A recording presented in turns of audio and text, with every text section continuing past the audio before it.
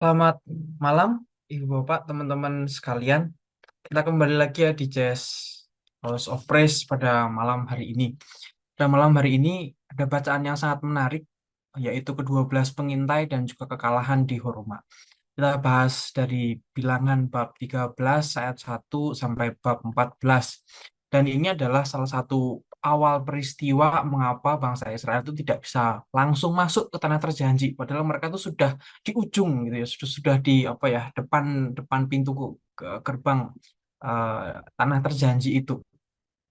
Mereka hanya perlu berjalan, terus kemudian mereka harus mengalahkan musuh di situ, tapi mereka tidak dapat masuk ke tanah terjanji. Tapi mereka harus putar-putar dulu selama 40 tahun itu di padang gurun. Nah, sekiranya bacaan pada malam hari ini sungguh menarik, tapi sebelum itu eh, kita berdoa terlebih dahulu.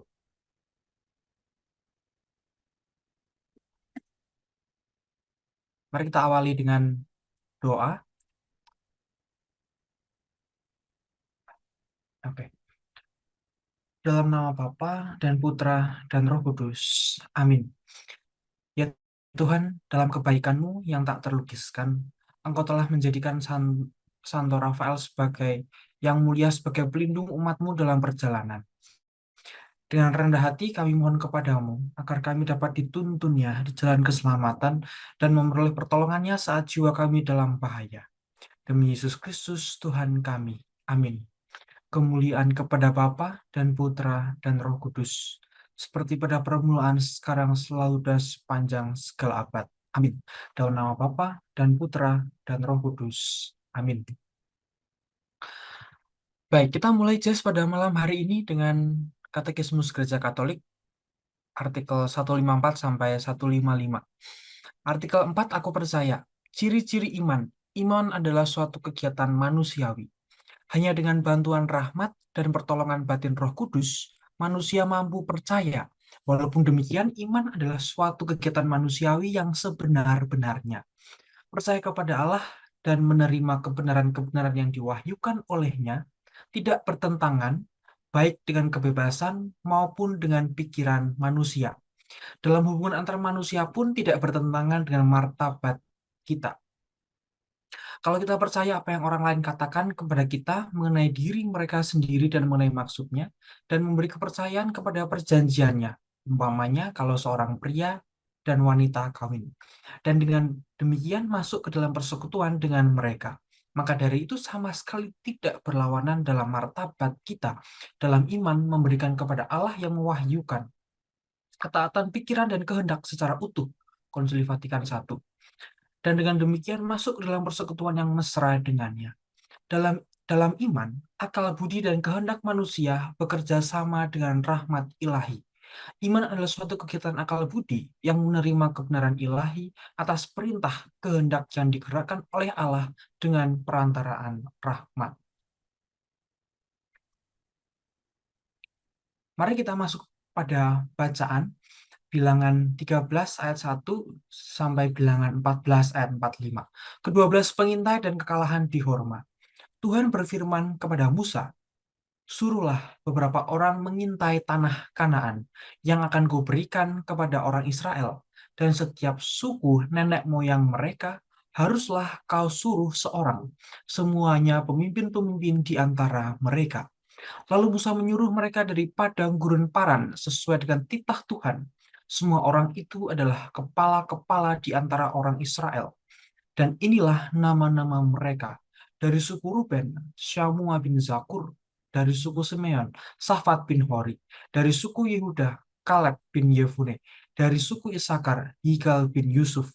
Dari suku Efraim, Hosea bin Nun. Dari suku Benyamin, Palti bin Rafu. Dari suku Zebulon, Gadiel bin Sodi. Dari suku Yusuf, yakni dari suku Manasya, Gadi bin Susi. Dari suku Dan, Amiel bin Kemali. Dari suku Asher, Setur bin Mikael. Dari suku Naftali, Nahbi bin Bofsi. Dari suku Gad, Gal bin Maki. Itulah nama-nama orang yang disuruh Musa untuk mengintai negeri itu. Dan Musa menamai Hosea bin Nun itu Yosua. Maka Musa menyuruh mereka untuk mengintai tanah Kanaan. Katanya kepada mereka, pergilah dari sini ke tanah Negeb dan naiklah ke pegunungan. dan amatilah bagaimana keadaan negeri itu. Apakah bangsa yang mendiaminya kuat atau lemah? Apakah mereka sedikit atau banyak? Dan bagaimana negeri yang didiaminya? Apakah baik atau buruk? Bagaimana kota-kota yang didiaminya? Apakah mereka diam di tempat-tempat yang terbuka atau di tempat-tempat yang berkubu? Dan bagaimana tanah itu? Apakah gemuk atau kurus? Apakah ada di sana pohon-pohonan atau tidak? Tambahkanlah hatimu dan bawalah sedikit dari hasil negeri itu. Waktu itu ialah musim bulu hasil anggur. Mereka pergi ke sana, lalu mengintai negeri itu mulai dari padang gurun Zin sampai ke Rehob, ke jalan yang menuju ke Hamat. Mereka berjalan melalui tanah Negeb, lalu sampai Hebron. Di sana ada Ahiman, Sesai, dan Talmai, keturunan Anak. Hebron didirikan 7 tahun lebih dahulu dari Soan di Mesir. Ketika mereka sampai ke lembah Eskol, dipotong merekalah di sana suatu cabang dengan standan buah anggurnya. Lalu berdualah mereka menggandarnya. Juga mereka membawa beberapa buah delima dan buah ara. Tempat itu dinamai orang lembah Eskol karena tandan buah anggur yang dipotong orang Israel di sana. Sesudah lewat 40 hari, pulanglah mereka dari pengintaian negeri itu dan langsung datang kepada Musa, Harun, dan segenap umat Israel di Kades di padang gurun Paran. Mereka membawa pulang kabar kepada keduanya dan kepada segenap umat itu dan memperlihatkan kepada sekaliannya hasil negeri itu. Mereka menceritakan kepadanya, kami sudah masuk ke negeri kemana kau suruh kami, dan memang negeri itu berlimpah-limpah susu dan madunya, dan inilah hasilnya. Hanya bangsa yang diam di negeri itu kuat-kuat, dan kota-kotanya berkubu dan sangat besar. Juga keturunan Enak telah kami lihat di sana. Orang Amalek diam di tanah Negeb, orang Het, orang Yebus, dan orang Amori diam di pegunungan. Orang Kanaan diam sepanjang laut dan sepanjang tepi sungai Yordan. Kemudian Kaleb mencoba menenteramkan hati bangsa itu di hadapan Musa, katanya, tidak, kita akan maju dan menduduki negeri itu, sebab kita pasti akan mengalahkannya. Tetapi orang-orang yang pergi ke sana bersama-sama dengan dia berkata, kita tidak dapat maju menyerang bangsa itu, karena mereka lebih kuat daripada kita. Juga mereka menyampaikan kepada orang Israel kabar busuk tentang negeri yang diintai mereka, dengan berkata, negeri yang telah kami lalui untuk diintai adalah suatu negeri yang memakan penduduknya. Dan semua orang yang kami lihat di sana adalah orang-orang yang tinggi-tinggi perawakannya. Juga kami lihat di sana orang-orang raksasa, orang anak yang berasal dari orang-orang raksasa, dan kami lihat diri kami seperti belalang, dan demikian juga mereka terhadap kami.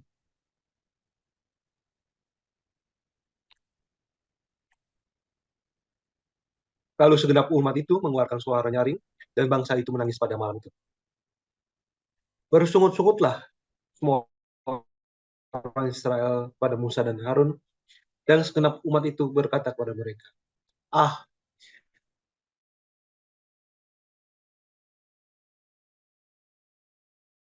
Just, sekiranya kami mati di tanah Mesir atau di padang gurun ini, mengapakah,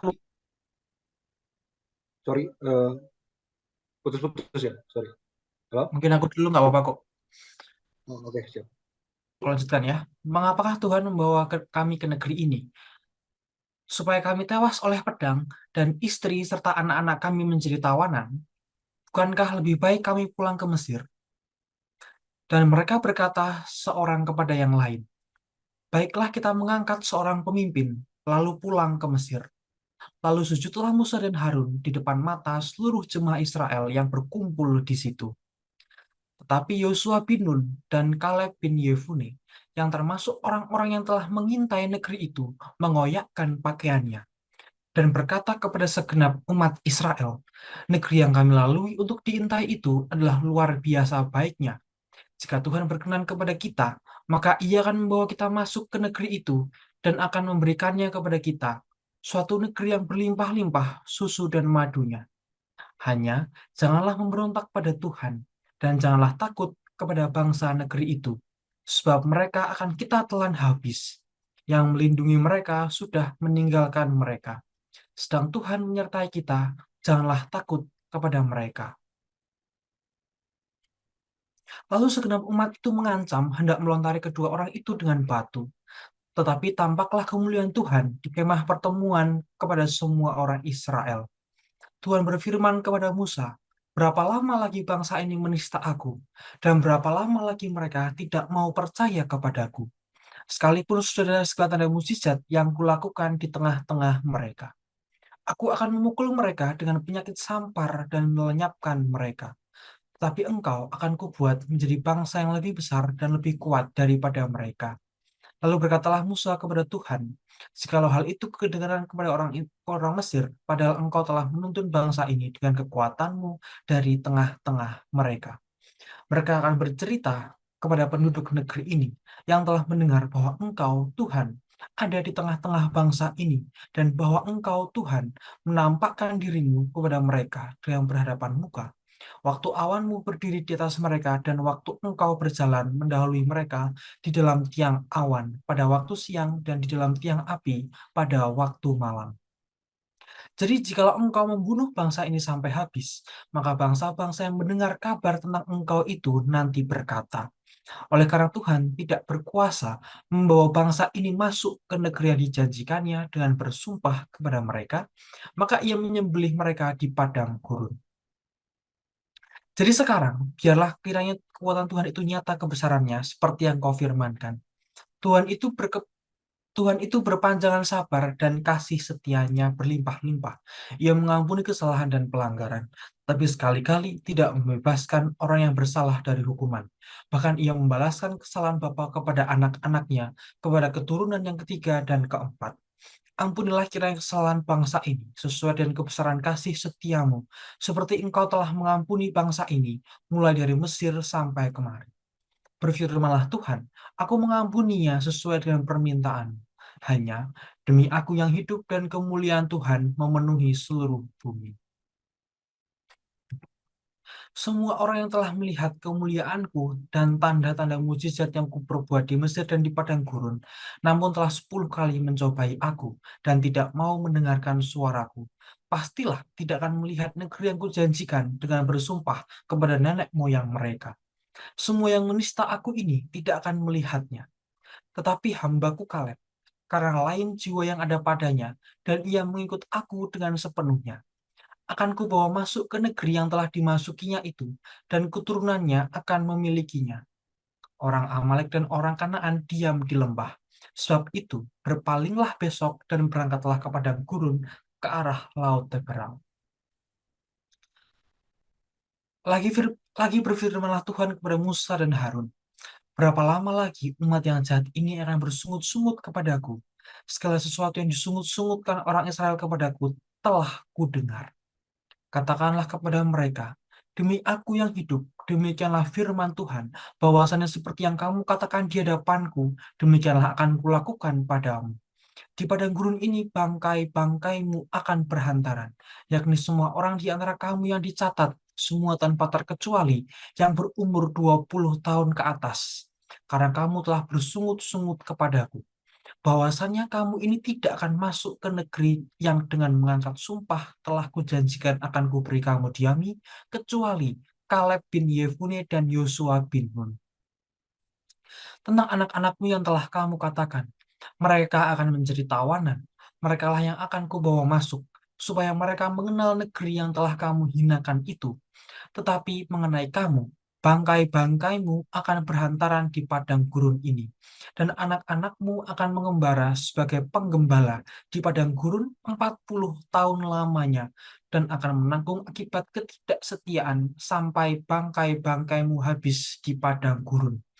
Sesuai dengan jumlah hari yang kamu mengintai negeri itu, yakni 40 hari.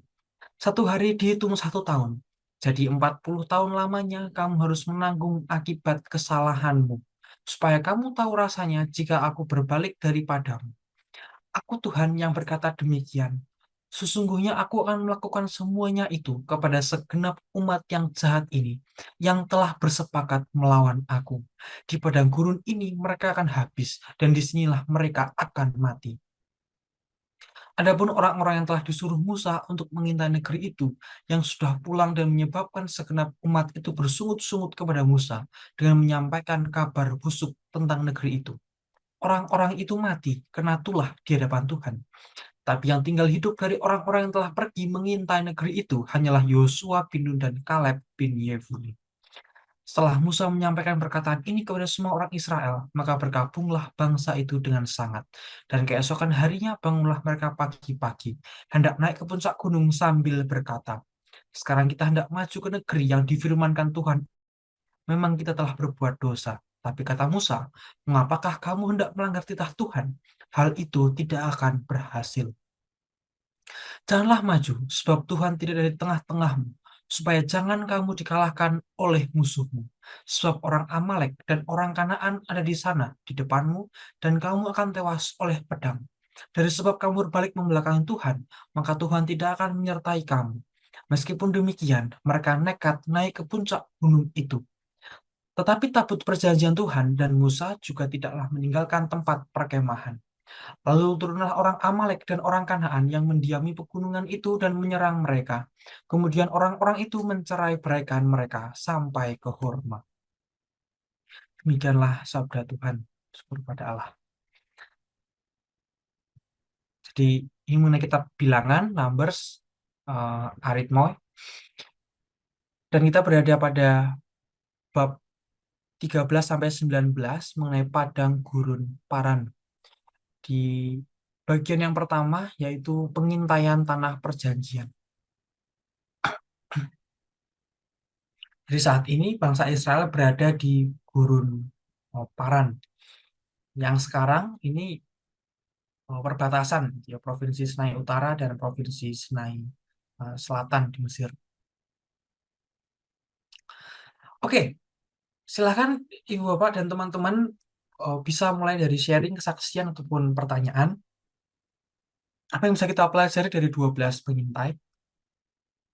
Apa yang bisa kita pelajari dari pemberontakan umat Israel? Barangkali dari 10 pengintai yang menyebarkan kabar hoax gitu ya. Apa yang bisa kita pelajari dari gagalnya serangan bangsa Israel? Boleh juga jika teman-teman mau sharingkan pengalaman iman, memberikan kesaksian, ataupun bertanya. Di sini sudah ada 11 orang. Ya. Silakan, saya beri waktu untuk merenung, barangkali 5 menit. Jika teman-teman nanti ada yang mau sharing, silahkan disampaikan saja. Ya, saya mau coba sedikit, Mas. Silakan, Mas Kris. Ya, ini yang pertanyaan pertama, apa yang bisa kita pelajari dari 12 pengintai? Nah, yang saya bisa tangkap itu adalah cara pandang kita melihat suatu permasalahan ya. Sebenarnya manusiawi ketika melihat eh, apa namanya tanah Kanaan yang sisi positifnya hasilnya bagus-bagus, tapi ternyata orangnya kuat-kuat gitu, manusiawi dan akal sehat itu masuk gitu loh, bisa dipakai, diterima gitu. Cuma yang menjadi tantangan adalah eh, apa yang dilakukan oleh Caleb sama Yosua bin Nun kalau nggak salah ya. Yaitu bisa melihat sesuatu yang berbeda, bisa melihat peluang dari suatu permasalahan gitu. Itu kan nggak semua orang bisa melihat seperti itu ya. Kalau kita mau lihat uh, dalam dalam aplikasinya dalam kehidupan sehari-hari itu sih. Dan Tuhan sendiri bilang kan jiwa Caleb dan Yosua itu emang lain gitu. Jadi ya saya mikirnya sih ya saya berharap semoga saya juga bisa kayak mempunyai jiwa seperti itu, memandang sesuatu itu nggak hanya akal sehat atau eh, apa ya, hikmat manusia, tapi bisa melihatnya itu dari eh, kacamata Tuhan juga. Mungkin seperti itu sih. Ya, itu saja. Thank you, Mas Kris. Benar itu keren banget ya. Jadi ini kan soal point of view atau sudut pandang gitu. Jadi selalu ada trade off antara antara risiko dengan return yang bisa didapatkan gitu ya. Kalau berinvestasi kan pasti ada suatu risiko yang harus diambil untuk mendapatkan suatu return. Dan dalam hal ini bangsa Israel itu menghadapi penduduk orang Amalek, orang Het, orang Yebus, demikian juga orang yang di Kanaan itu mereka kuat-kuat. Tapi Tuhan sendiri sudah menjanjikan pada mereka bahwa di tanah Kanaan itu memang memang subur begitu ya. Berlimpah anggur, susu dan madunya. Tapi mereka perlu sebelum mendapatkan itu mereka perlu melakukan perjuangan. Nah, eh, dan disitulah mentalitas dari 12 pengintai itu dan itu merupakan pemimpin dari masing-masing suku. 10 orang lainnya tidak punya punya kepercayaan diri yang cukup untuk masuk ke sana. Nah, makanya kalau pemimpinnya aja udah mundur ya bawah-bawahannya juga tidak tidak akan punya keberanian untuk masuk ke tanah Kanaan. Tapi itu nanti akan dibahas dalam sesi pengajaran di bagian saya nanti bilangan bab 13 dan salah satunya adalah tentang sudut pandang gitu ya. Point of view bahwa Kaleb dan Yosua itu memandang dari sudut pandang iman. Di bilangan 14 tadi pun juga sudah dikatakan bahwa segala sungut-sungut bangsa Israel itu telah kudengar. Mulai dari mereka minta air, mereka meminta mana di padang gurun, bahkan mereka minta daging pun juga sudah Tuhan berikan. Dan saat ini mereka hanya perlu untuk masuk saja, tapi mereka tidak lagi percaya. Dan mereka malah bersungut-sungut dan kemakan kemakan hoax dari 10 pengintai tadi, gitu ya. Thank you Mas Kris. Sebuah point of view yang sangat menarik sekali, sharing yang menarik. Itu juga yang nanti akan uh, jadi salah satu poin ya di bagian pengajaran. Ada dari teman-teman yang lain untuk memberikan sharing, saksian atau pertanyaan? Pesan pada malam hari ini mengenai 12 pengintai sebelum bangsa Israel itu masuk ke tanah terjanji, Musa itu mengutus 12 pengintai gitu ya. Nah, 12 pengintai itu mereka mengintai tanah Kanaan dan 12 pengintai itu merupakan perwakilan dari masing-masing suku. Nah, dari 12 pengintai itu ada dua sifat yang muncul. Yang pertama itu ditunjukkan oleh Yosua dan Kaleb. Mereka percaya bahwa mereka bisa mengalahkan orang Kanaan dan 10 sisanya itu tidak percaya bahwa mereka bisa masuk ke tanah Kanaan itu. Silahkan teman-teman, kalau ada yang mau sharing lagi, masih ada waktu.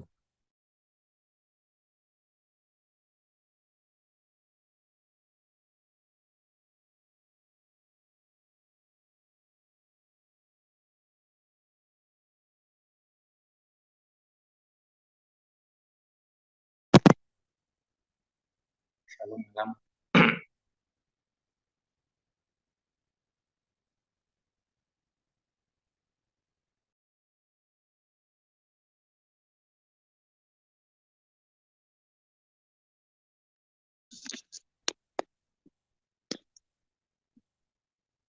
Shalom.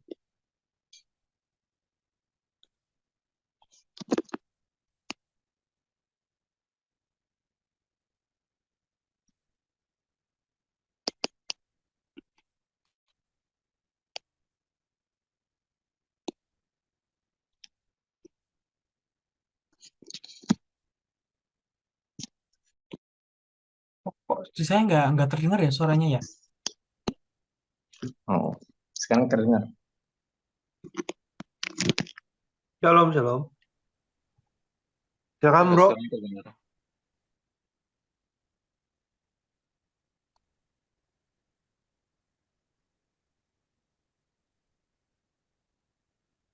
Bro, ini nggak kedengeran ya. Coba ngomong lagi boleh?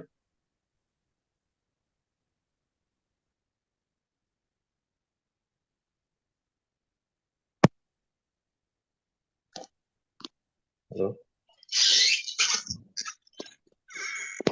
Ya, terdengar, bro. Terdengar ya? Ya mungkin hujan kali jadi suaranya Oh, putus-putus. ya. Silakan. Sudah mulai jelas nih. Malam semuanya teman-teman, sorry. Bentar.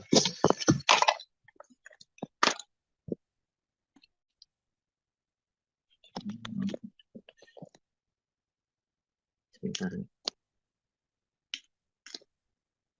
Ah, masih kedengaran ya? Kedengeran, bro. Silakan. Masih. Ah, oke. Jadi begini mengenai 12 pengintai ya. Saya mulai dari 12 pengintai deh ya. Ya tadi sudah dibuka teman tentang hoax ya. 12 itu tentang hoax. 12 bicara tentang 12 suku dan 12 bicara juga tentang, ini unik ya, Tuhan selalu menempatkan angka itu nggak sembarangan, pasti ada meaning ya. Termasuk 12 daripada rasul ya. Dan 12 pengintai ini bicara tentang 10 yang bicara hoax atau yang nakut-nakutin, 2 yang bicara si Caleb bin Yefun dan Joshua bin Nun, itu bicara tentang hal yang positified kalau bahasa sehari-harinya ya. Kemudian ini bicara tentang si Caleb dan Joshua ini mempunyai yang dinamakan itu iman. Nah, iman itu bicara tentang apa sih? Iman itu bicara tentang apa yang sesuatu itu yang kita bukan percaya Tuhan mengerjakan gitu. Jadi iman itu kalau caranya begitu Tuhan yang mengerjakan, itu sama aja kita nyuruh Tuhan ya. Iman itu bicara ada. Iman ialah kalau saat kita melakukan apa yang Tuhan perintahkan. Kan disuruh meminta yang Tuhan perintahkan pada kita dan kita nurut, itu disebut iman. Terus juga di sini bicara tentang bahwa kalau saya lihat ya skema-skemanya ini nggak beda jauhnya dengan relate kepada kehidupan kita ya. Dari kita percaya majority dari kebanyakan dari kita percaya yang namanya hoax. Ini relate dengan kehidupan sekarang. Seperti di pengkhotbah 1 ayat 9 kan bicara tentang apa yang udah ada di bumi ini akan terulang kembali, nggak ada yang baru di dunia ini sebenarnya. Cuman apa ya, packagingnya aja yang beda, isinya sama gitu. Coklat adalah coklat, cuman kemasan packagingnya bisa Silver Queen yang dari tahun 70 sampai sekarang packagingnya beda, tapi isinya tetap sama coklat gitu. Itu contohnya aja ya yang saya ambil supaya gampang. Terus perjalanannya mereka ini unik, 40 tahun gitu ya. Kita tahu kan kehidupan nenek moyang mereka tuh si saudara-saudaranya Yusuf ya, dari Benjamin dan Yehuda, semuanya itu kan pernah ngalamin kelaparan zamannya Firaun tuh. Nah, kalau teman-teman sempat baca di situ di sebelum di Keluaran ya, di Kejadian tentang kisah Yusuf, di situ si saudara-saudara ini melakukan perjalanan, saya rasa nggak sampai 40 tahun ya, paling saya baca kalau nggak salah 40 hari. Oke, kita katakanlah make it lah, bikin 3 bulan gitu ya. Jadi apa yang saya tangkap di sini, Tuhan melakukan itu. Jadi cara Tuhan pada masing-masing kita tuh beda gitu.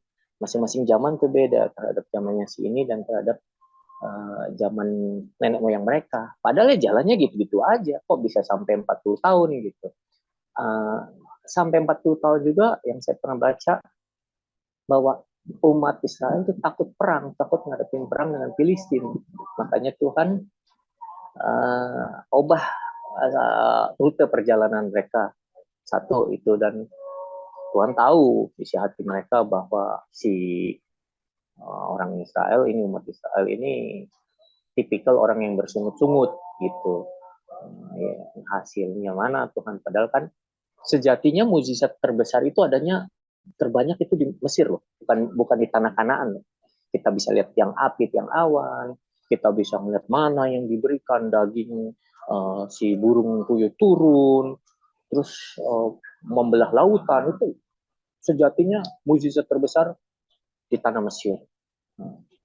Ini yang kadang-kadang yang kita relate ke kita, mukjizat terbesar itu saat kita dalam suatu proses di mana kita menjadi suatu pribadi yang dibentuk sama Tuhan, bukan saat kita sudah ada di top position.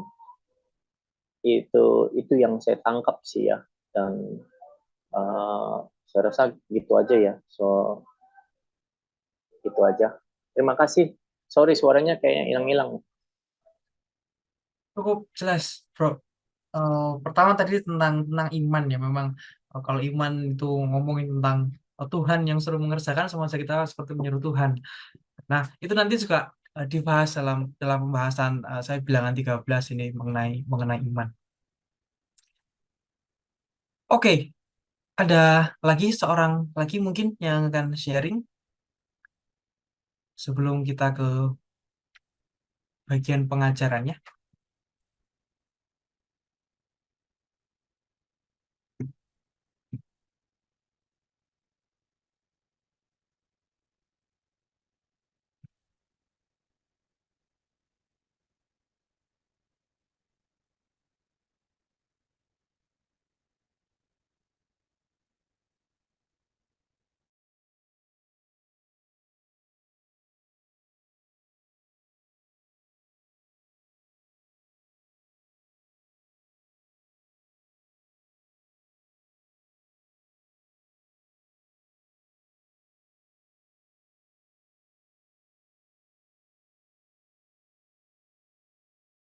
Ya, saya mau nambahkan juga tentang yang pertanyaan ketiga itu.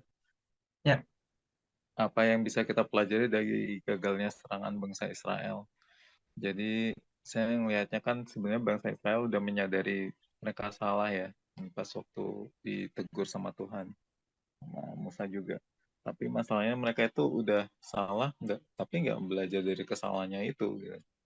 Malah malah awalnya mereka nggak mau nyerang, tapi karena apa ya sebutnya nggak tahu kata yang tepat apa, mungkin ignorance kali ya. Langsung ya udah deh kita maju aja, jadi maju aja lah gitu. Tapi dengan langkah sendiri gitu, tanpa tanpa tanpa nunggu komando dari Tuhan. Karena mereka pikir kan, ayo udahlah, kan emang tujuannya mau nyerang itu kan. Jadi karena mereka udah ngakuin mereka salah yang pertama, nyebarin hoax, akhirnya ya jadi salah langkah lagi. Mereka mencoba melangkah tanpa komando, akhirnya jadi gagal lagi untuk kedua kalinya.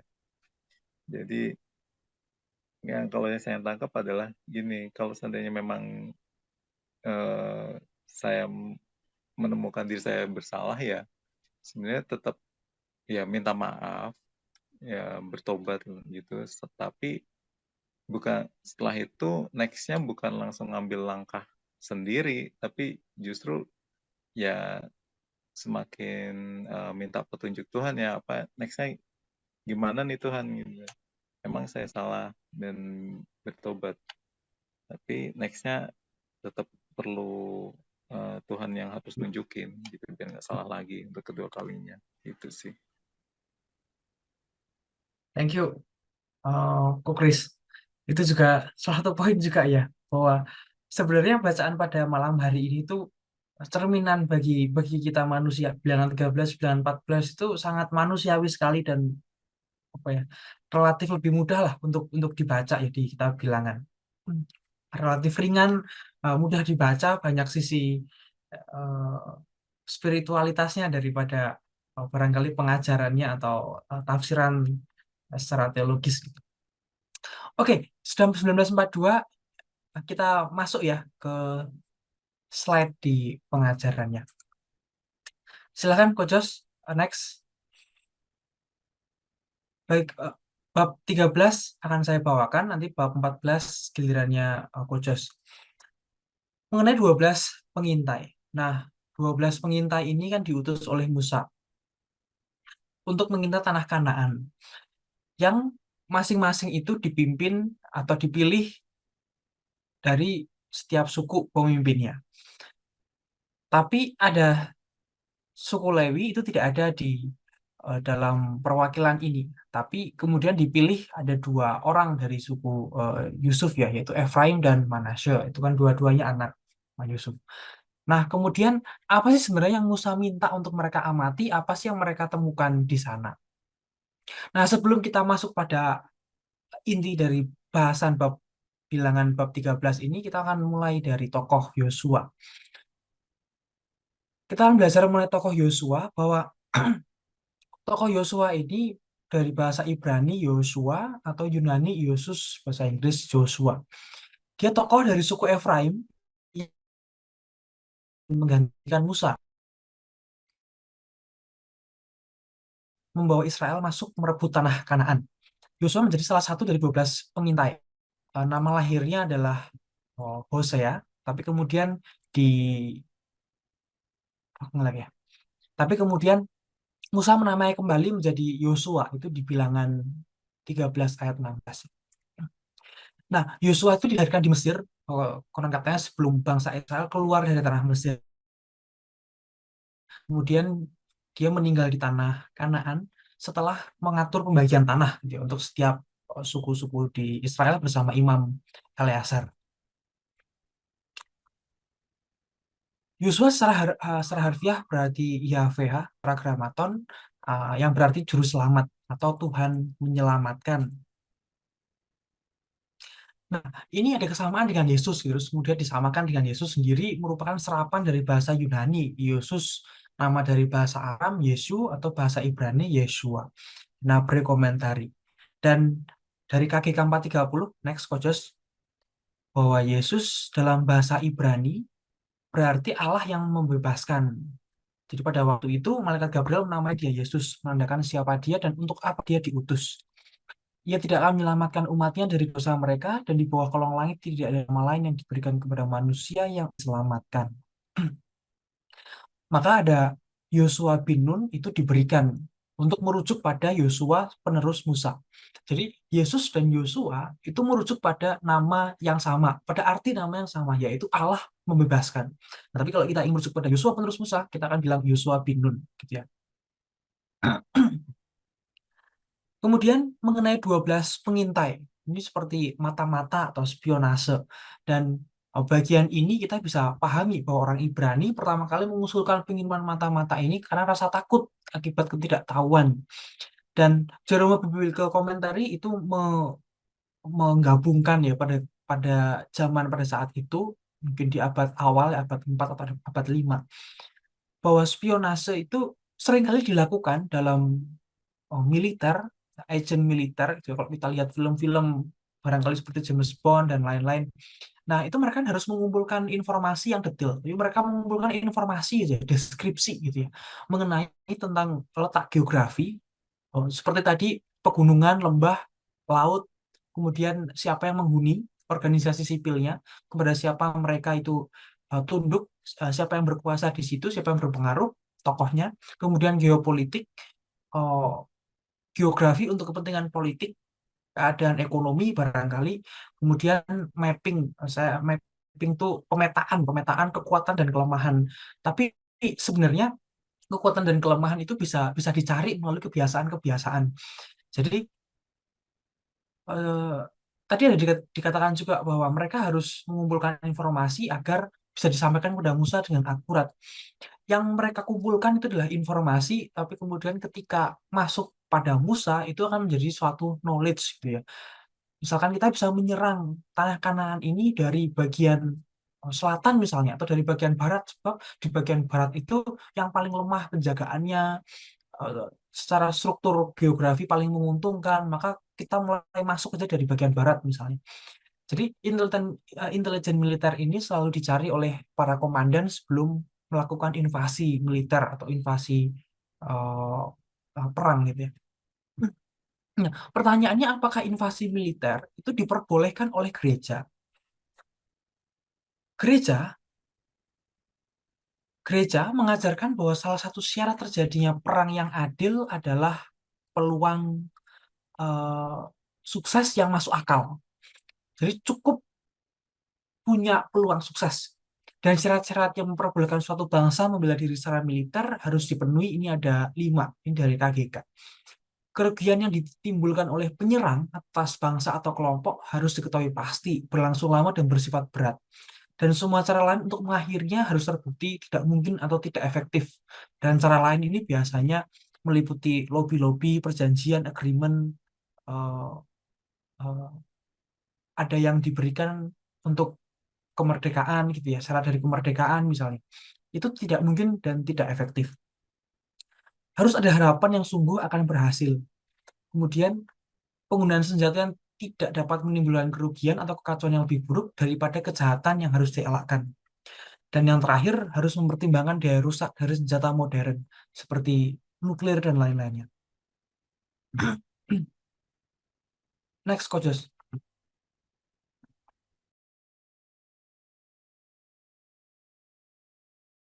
Dan pada hal ini, apa sih yang mereka harus amati? Mereka mengamati informasi-informasi yang dikumpulkan dalam ayat 18 sampai ayat 20 ini. Apakah bangsa Kanaan dihuni oleh penduduknya kuat atau dihuni oleh penduduk yang lemah? Kemudian jumlahnya sedikit atau banyak? Apakah negeri itu baik atau buruk? Dan juga perhatikan kota-kotanya. Apakah mereka berkemah di tempat terbuka atau mereka memiliki struktur pertahanan itu berkubu, jadi di dalam dalam benteng. Kemudian perhatikan tanahnya mereka. Apakah gemuk atau kurus, banyak bor atau tidak. Sebab tanah di Palestina itu sangat kontras ya. Tanah di dataran pantai itu subur, sedangkan ada tanah tandus di Negev dan sebagian besar lembah Yordan. Maka harus diamati dengan seksama agar laporan kepada Musa itu benar-benar akurat. Dari informasi bisa menjadi knowledge. Gitu. Dan inilah hasilnya, bahwa memang negeri itu berlimpah susu dan madunya. Hanya bangsa yang diam di negeri itu kuat-kuat dan kota-kotanya berkubu dan sangat besar. Orang Amalek itu diam di tanah Negev. Orang Het, Yebus, dan Amori diam di pegunungan. Orang Kanaan diam di sepanjang laut dan sepanjang tepi sungai Yordan. Jadi kalau membayangkan ini, mau lewat mana bangsa Israel? Di laut pegunungan, susah. Lewat laut, susah juga. Nah, andai kan mereka bisa masuk ke tanah Kanaan, jadi entah dari gunung atau dari laut atau dari dua-duanya, pokoknya mereka itu bisa masuk ke tanah Kanaan, sudah ada bangsa Anakim, ya, ras penduduk asli di Palestina, yang sebagian besar itu diserap oleh orang Kanaan. Jadi orang Kanaan tuh posturnya mirip dengan penduduk asli di Palestina itu. Orang Israel itu menganggap mereka sebagai raksasa, entah karena badannya yang tinggi atau dari bangunan batu besar yang ada. Nah, beri komentari. Nah, mengenai bangunan batu besar yang ada ini, dari alasan tradisi ini cukup jelas ya, dari ukuran bangunan sebetulnya.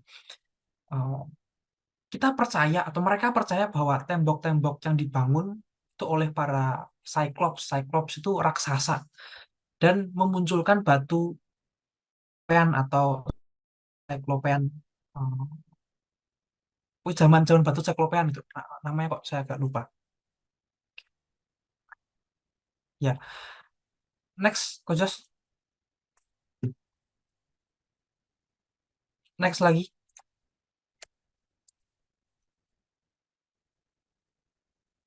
Cyclopean Masonry. Nah, ini jadi judulnya ya. Jadi ini zaman zaman batu, konteksnya kan pada zaman itu kalau kita lihat di sejarah itu, sejarah SMP itu kan ada namanya zaman perunggu ya. Zaman perunggu itu kan ketika orang tuh sudah bisa membuat alat-alat perkakas seperti bejana perunggu dan yang lain-lainnya. Dan kita juga bisa melihat batu yang ada ini bangunan di Yunani. Kalau manusia biasa seperti kita itu ya masuk lewat pintunya, ini tuh hanya membutuhkan dua dua blok batu, sedangkan pintunya ini sendiri itu dibuat sampai 10 blok batu. Jadi kita bisa percaya ada 10, ada orang atau ada makhluk yang tingginya itu 5 kali dari kita. Atau kita bisa lihat gimana sih batu-batu ini bisa bisa terbuat, ya memang ada banyak teori ya, memang dari alam kemudian eh, kemudian dibuat gitu ya. Tapi ada para sejarawan itu percaya ada zaman yang namanya Cyclopean Masonry. Di zaman perunggu, di masa akhir zaman zaman perunggu, ada kelompok raksasa yang memang mendiami di situ. Jadi itu sesuai dengan ras Anakim di bangsa eh, Palestina atau yang tadi orang Kanaan, bahwa bangsa Israel ini takut dengan penghuni di Kanaan itu, bahwa mereka itu besar-besar dan juga barangkali bangunannya pun juga besar-besar juga. Next kok. Dan disinilah muncul dua orang tokoh, yaitu Kaleb dan Yosua. Mereka itu mencoba menenteramkan hati bangsa itu di hadapan Musa. Gak apa-apa, kita tuh maju aja dan menduduki negeri itu. Sebab kita pasti mengalahkannya. Tuhan akan menyertai kita. Tapi orang-orang yang pergi ke sana berkata, kita nggak bisa maju menyerang bangsa itu. Karena mereka tuh lebih kuat daripada kita. Ini kata 10 pengintai yang lain.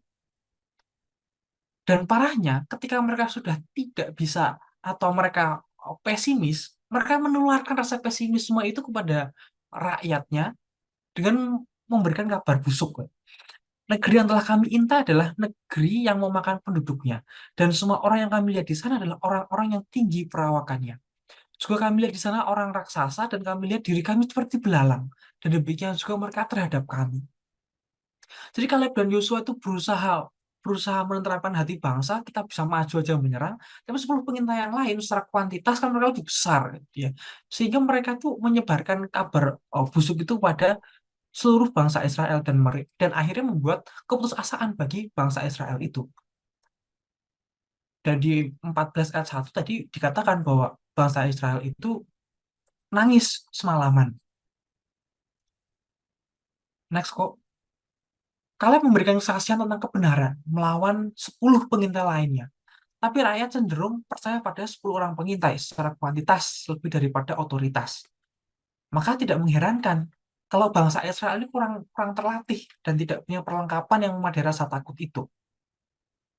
Mereka bicara buruk karena gambaran yang salah tentang tanah perjanjian membuat bangsa Israel malas untuk mencoba menaklukkannya. Demikian dengan tokoh masyarakat. Nah, ini ada tafsiran yang cukup menarik dari kalimat gitu ya. Yang mencela dan salah menggambarkan pengabdian membuat orang Kristen itu malas juga mencari dengan sungguh.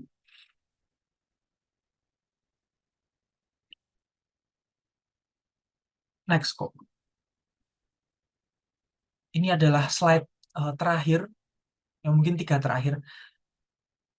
Saya pinjam dari bagiannya Coach Josh ya, yang ayat 3. Kita bisa melihat sekali lagi bahwa bangsa Israel meminta kembali ke Mesir. 3 minggu sebelumnya kita juga sudah membaca mengenai bangsa Israel itu minta kembali ke Mesir kan, karena mereka itu tidak bisa makan daging. Sedangkan di Mesir punya banyak daging. Nah, sekarang mereka tinggal masuk aja, mereka membandingkan dengan kehidupan di Mesir. Tuhan membawa kami ke luar negeri ini supaya kami tewas oleh pedang, dan istri serta anak kami menjadi tawanan. Dan mereka menolak Musa sebagai pemimpin, juga mempersalahkan Musa dan Harun. Mereka menyalahkan Tuhan yang telah memimpin mereka keluar dari Mesir.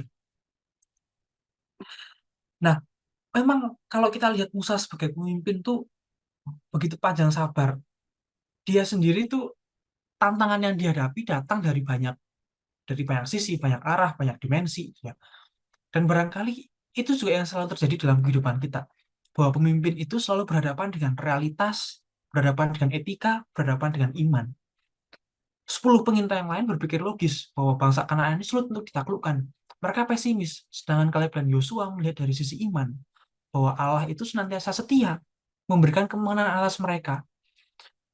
Allah itu sudah setia, mendampingi bangsa Israel, membebaskan dia dari bangsa Mesir, memberi air, memberi mana, memberi daging, dan saat ini tinggal mereka masuk, masa Allah tidak menyertai mereka. Karena realitas dan iman ini seringkali berbenturan, maka perjumpaan dengan Allah inilah yang perlu kita alami sehingga iman kita bertumbuh. Next, nah maka ada kata-kata bahwa kesetiaan Allah pada umat Israel itu tidak menjamin kesetiaan, tidak menjamin membawa kesetiaan bagi 10 orang utusan. 10 orang utusan ini mengatakan bahwa memang negeri itu berlimpah susu dan madunya. Tapi bangsa yang diam di negeri itu kuat-kuat, kotanya berkubu sangat besar.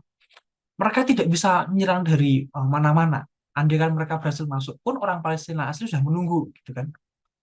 Nah, karena mereka mendengar perkataan itu, umat Israel menangis sepanjang malam. Barangkali mereka menyesal juga bahwa telah membawa keluar dari Mesir. Mereka menolak Musa jadi pemimpin, mereka juga marah dan menyalahkan Tuhan. Tapi yang Musa dan Harun lakukan adalah mereka bersujud di hadapan segenap umat Israel. memohon pengampunan dari Tuhan juga mohon petunjuk. Ini adalah suatu ekspresi kesedihan Musa, suatu keprihatinan dari pemimpin kepada rakyatnya. Tapi seperti yang dikatakan pada sharingnya Kokris tadi ya di awal, bahwa ini adalah suatu reaksi yang normal. Ketika ancaman datang, bahaya di depan, keadaan gawat, gitu ya, kemarahan itu seringkali jadi pilihan yang terbaik. Pokoknya marah aja.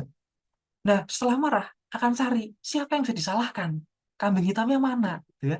Mencari orang yang dapat dipersalahkan kan jauh jauh lebih melegakan rasa depresi. Nah, selain itu mereka mencari jalan keluar berdasarkan kemauan mereka, seperti sharing Kokris di terakhir itu. Mereka mencari jalan keluar berdasarkan kemauan mereka, tidak memperhatikan kehendak Tuhan. Mereka umat Israel itu menekat untuk menyerang dari selatan dan gagal. Dan akibatnya adalah kematian. Mereka semua mati. Tapi teman-teman, bahwa situasi ini kita mesti muncul, kita ingat bahwa situasi ini muncul karena 10 pengintai itu kan melaporkan hal yang buruk ya tentang Kanaan. Mereka tidak melihat dari suatu kacamata iman gitu ya. Mereka tidak melihat tanah Kanaan dari sudut pandang sebagai umat Allah. Mereka melihat ketakutan, mereka melihat sebagai bangsa yang menakutkan. Mereka melihat ketidakmungkinan di situ. Dan Yosua serta Kaleb mengajarkan pada kita bahwa dalam Tuhan, Yosua dan Kaleb itu menginginkan bangsa Israel percaya kepada Allah. Dan inilah sudut pandang manusia itu berbeda dengan sudut pandang Allah. Dimensi iman dan dimensi realitas itu selalu bertabrakan. Nah, dalam suatu tabrakan inilah maka iman tadi diuji. Maka bagi saya, iman itu adalah keberanian untuk masuk dalam kegelapan. Mereka tidak tahu apa yang harus dilakukan untuk menghadapi bangsa Kanaan, tapi mereka tidak punya iman bahwa mereka bisa menang. Yang punya iman hanya Yosua dan Kaleb. Bahkan Yosua dan Kaleb itu mengatakan bahwa kita pasti bisa kok maju. Dan ganjarannya adalah orang-orang dengan umur 20 tahun ke atas, mereka semua mati. Karena mereka tidak beriman pada Allah. Sebagai kata penutup, barangkali dari berbagai peristiwa yang Tuhan izinkan, tentu kita dapat mengalahkannya. Misalnya dari segi kesehatan, pekerjaan, finansial, relasi, dan sebagainya. Pasti kita melihat atau mengalami suatu ketakutan lah menghadapi hari esok. Nah, seperti saya juga senantiasa takutan ya untuk membawakan sesi jazz itu lebih pada uh, apakah saya cukup layak ya untuk membawakan firman Allah pada malam hari ini? Apakah saya dapat berguna bagi teman-teman? Tapi dari bacaan ini juga saya belajar dari Yosua dan Kaleb bahwa ketika keadaan tidak sesuai dengan harapan, ya memang hanya iman dan firman Tuhan saja yang jadi letak pengharapan kita kan. Kalau sudah nggak ada harapan, maka tidak ada kekuatan lagi. Ketika tidak ada harapan, maka tidak ada kekuatan. Pertanyaan refleksi bagi kita semua adalah, ketika bisa nggak sih manusia itu hidup tanpa harapan? Atau apa yang menyebabkan pengharapan kita pudar dalam pekerjaan, relasi, dan pelayanan? Apa yang dapat kita lakukan untuk memupuk kembali pengharapan yang benar di dalam Tuhan?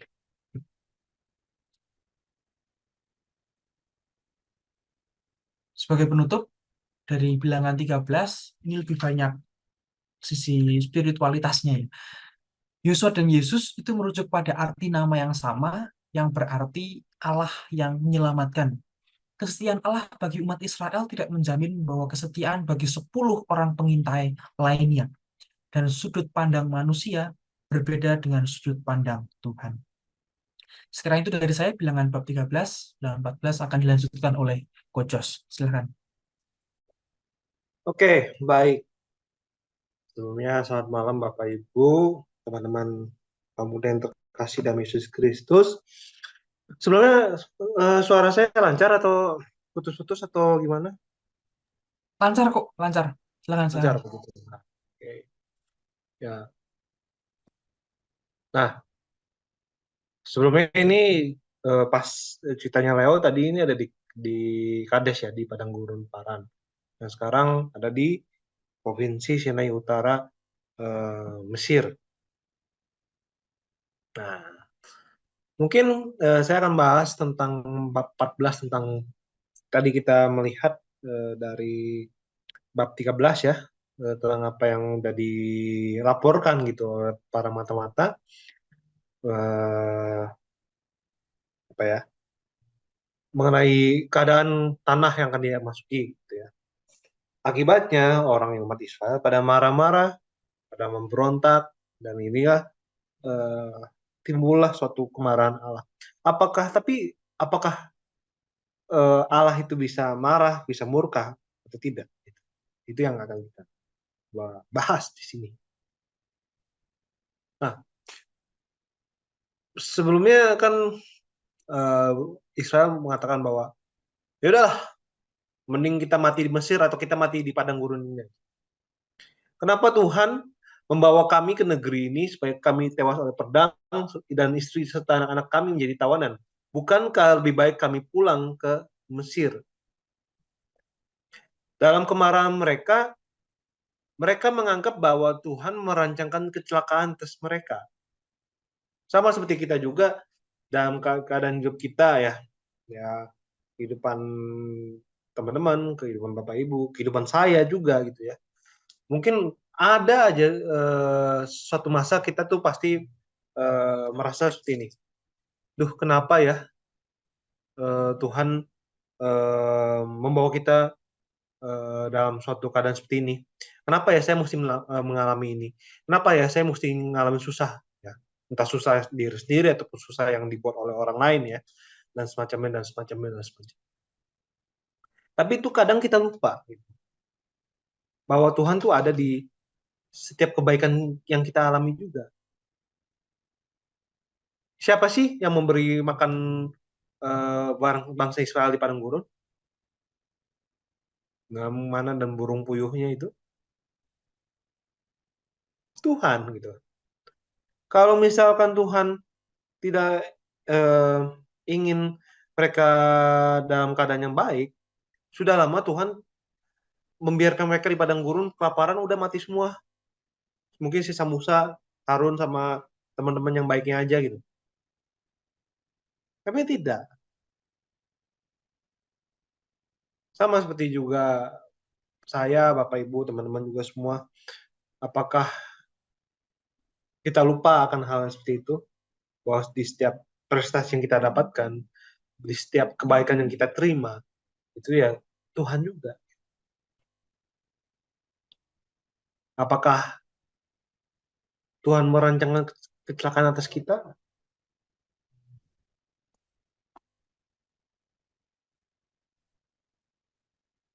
Lalu sampai saking marahnya juga, mereka sampai minta mau mengangkat seorang pemimpin.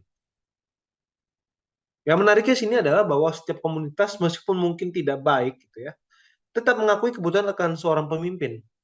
Jadi bangsa Israel pada saat itu tidak sporadis gitu ya. Adalah mencar aja gitu. Enggak. Apalagi di padang gurun ya. Mungkin kalau dipikir-pikir mending bareng dibandingkan mencar-mencar ya. Nah, pemimpin di sini eh, ya orang yang lain yang mau menuruti keinginannya mereka di luar Musa, Harun, Yosua dan Kaleb, karena minimal 4 orang itu pasti akan ngomong jangan gini gini gini gini, nggak bisa diajak jahat gitu ya, nggak bisa diajak nakalan gitu ya kalau istilahnya ya.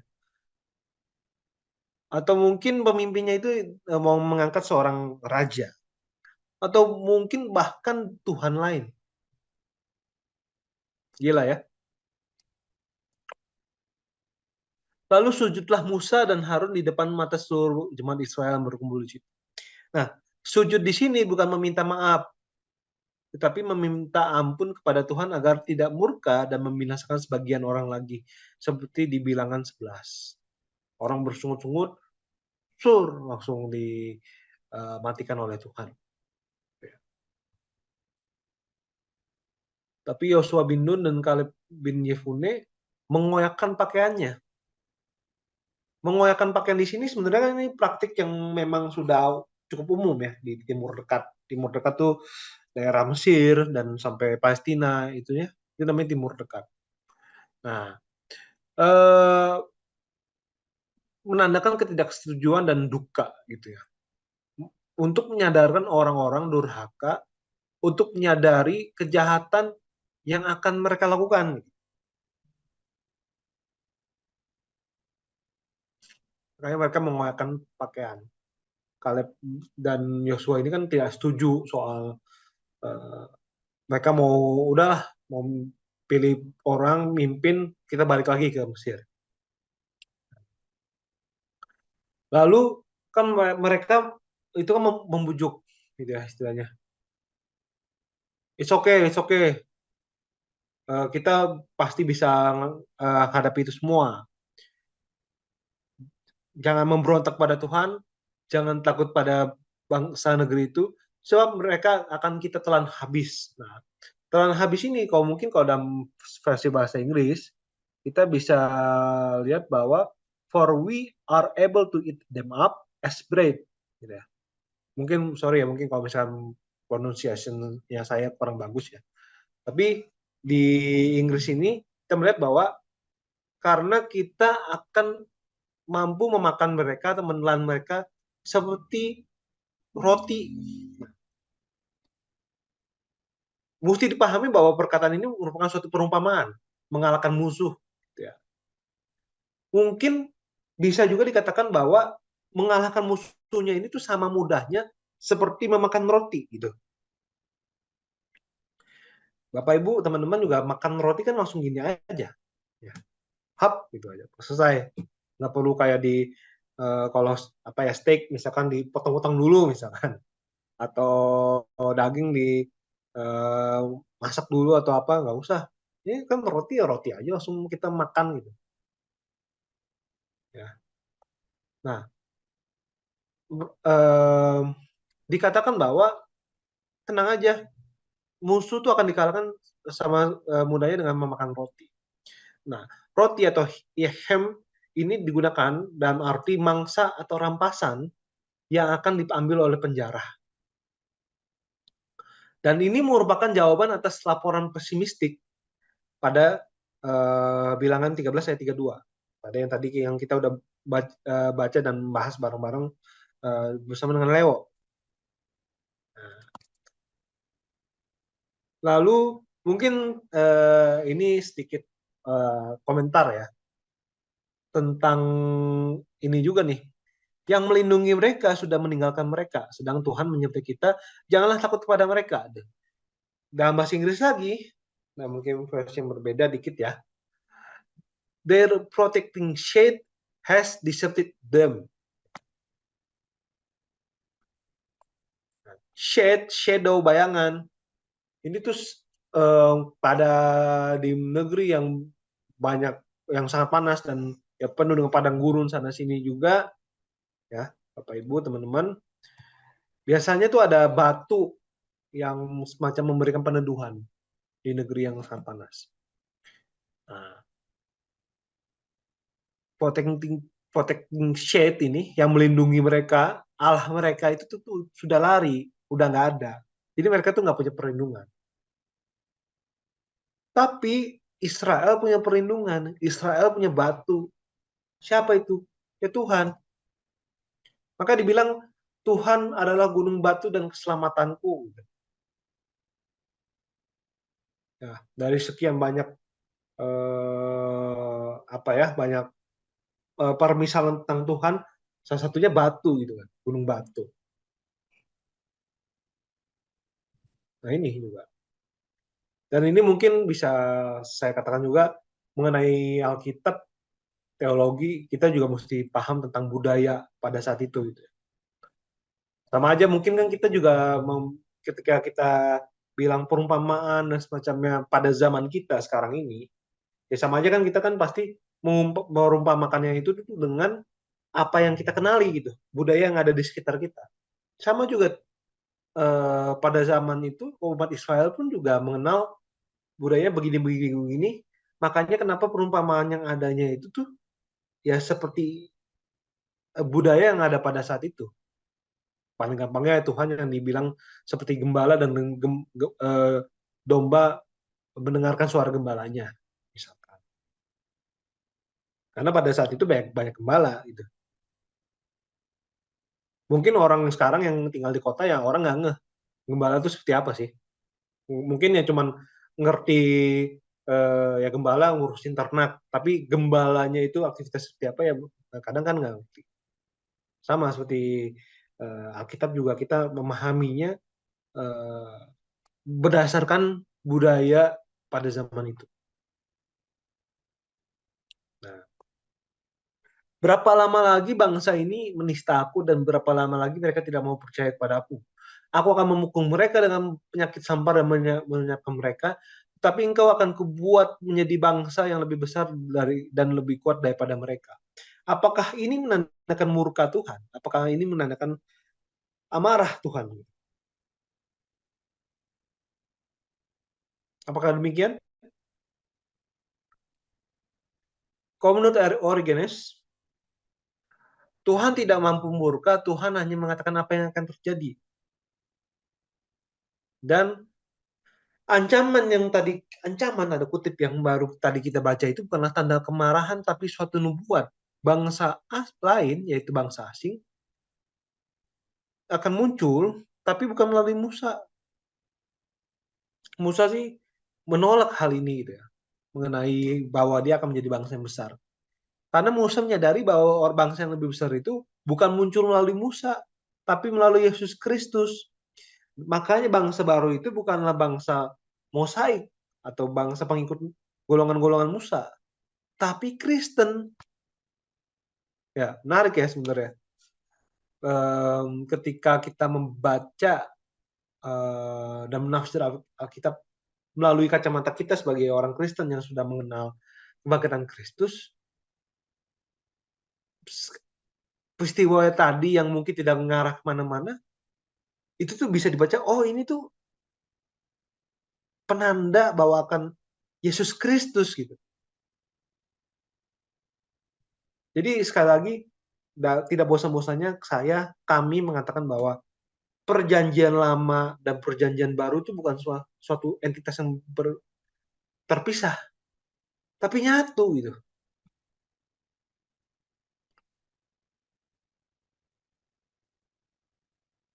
Pelan-pelan dengan tafsiran, dengan kacamata teologi, ya, dengan penerangan Roh Kudus, kita melihat bahwa oh ternyata ini tuh semuanya merujuk kemana? Ke satu nama, Yesus Kristus.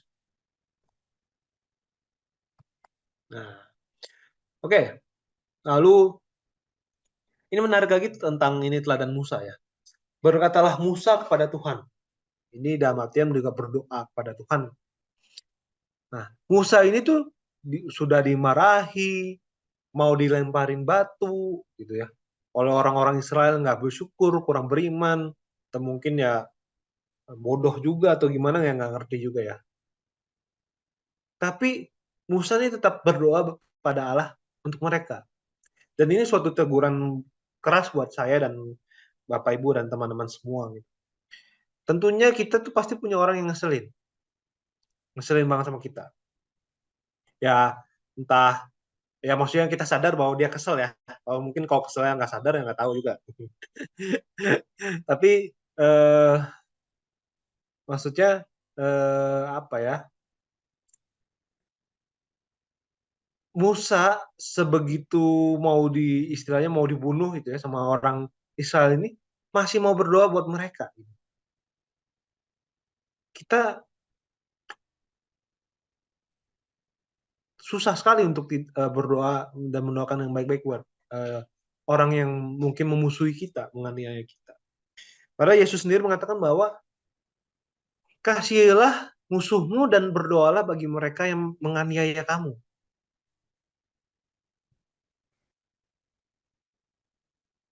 Apakah kita mampu untuk meneladani Kristus? Gitu? Susah sih. Tapi ya mari kita coba gitu. Apakah kita mau semakin menyerupai dengan Kristus atau tidak? Apakah kita memang benar-benar orang Kristen, pengikut Kristus? Berarti kan kita ngikutin apa yang dilakukan oleh Kristus. Kalau Kristus mendoakan mereka yang menganiaya dia dan mengampuni mereka juga sampai saat akhirnya, kenapa kita tidak?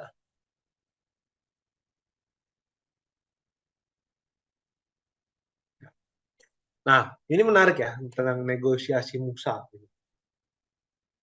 Musa berbicara seolah-olah martabat Allah sedang dipertaruhkan gitu ya. Musa pun menyinggung mengenai kabar mengenai teofani Allah yang terdengar hingga ke bangsa-bangsa lain melalui tiang awan dan tiang api. Teofani ini adalah penampakan Allah. Mungkin dalam sedikit bahasa teologisnya adalah Allah yang mewujud, tapi wujud itu tidaklah Allah itu tidak terbatas pada wujud itu saja. Jadi pada hal ini kan Allah muncul melalui tiang awan dan tiang api. Tapi apakah Allah itu hanya sebatas tiang api dan tiang awan saja? Itu bukan. Kurang lebih teofani seperti itu, penampakan Allah. Jika Tuhan menghancurkan bangsa Israel sebagai hukuman, tanpa sisa gitu ya, orang-orang Kanaan yang mendengarnya dari Mesir akan mengatakan bahwa Tuhan Allah Israel bukanlah Tuhan yang hebat dan takkan mampu mengusir orang Kanaan dari tanah mereka. Jadi sekarang biarlah kiranya kekuatan Tuhan itu nyata kebesarannya.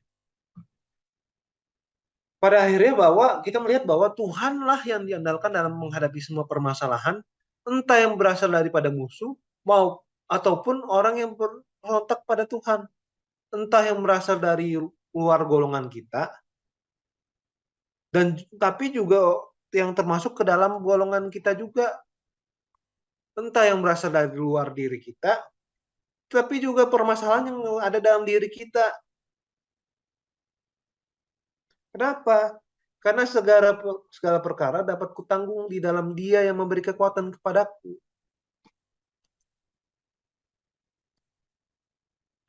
Amin. Amin ya, Bapak Ibu teman-teman semua. Materinya belum beres. Lanjut. Oke. Nah, Tuhan itu berkepanjangan sabar dan kasih setianya berlimpah-limpah. Ia mengampuni kesalahan dan pelanggaran, tetapi sekali-kali tidak membebaskan orang yang bersalah dari hukuman dan membebaskan kesalahan Bapa pada anak-anaknya.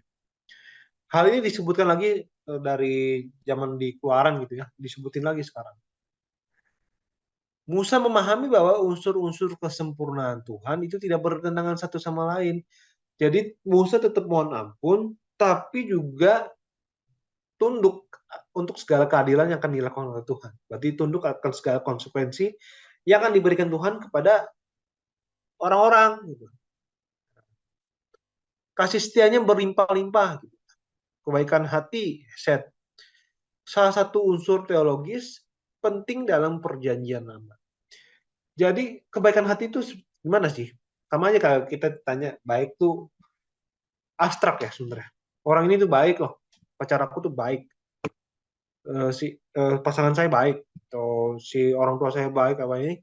Tapi sebenarnya baik itu apa? Mungkin mengenai baik gitu ya, kebaikan hati dalam saat ini, ya dalam konteks ini, mungkin adalah setia terhadap perjanjian.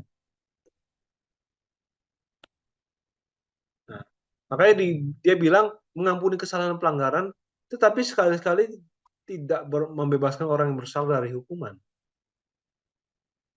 Karena kalau kita melanggar perjanjian berarti ada konsekuensi dong. Nah, lalu kita mungkin sedikit bahas tentang membalaskan kesalahan Bapak kepada anak-anaknya, kepada keturunan yang ketiga dan keempat. Solidaritas keluarga dalam kebaikan maupun keburukan merupakan konsep dasar dalam perjanjian lama. Nah, anak-anak ini dianggap sebagai perpanjangan dari personal kepala keluarga. Jadi kalau bapaknya salah, anaknya, cucunya dan apa sih istilah cicit ya, itu tuh kena hukuman. Makanya ada kayak pas zaman Yesus, pas ada orang buta ditanya, guru ya, ini orang buta ini karena dianya sendiri salah atau karena dosa orang tuanya gitu. Nah, tapi masalahnya tuh dosa dosanya siapa atau apakah itu hukumannya dia atau bukan, itu tuh bukan sesuatu yang sesimpel itu yang bisa kita ngomong, oh ini tuh kamu tuh buta karena dosa orang tuamu. kamu tuh punya anak berkebutuhan khusus karena kesalahan yang kamu buat misal. Tidak pernah sesederhana itu. Dan memang konsep mengenai hukuman individu itu tuh baru muncul akan di kemudian harinya. Sekarang memang kadang orang masih mengait-ngaitkan dosa orang tua ya. Tapi rata-rata ya kita juga sudah menerima juga pemikiran bahwa ya udah ini kalau dosa ya anak-anaknya ya, yang memang baik juga ya nggak kena juga gitu. Nggak mesti kena sih. Nah, ampunilah kiranya kesalahan bangsa ini sesuai dengan kebesaran kasih setiamu. Nah,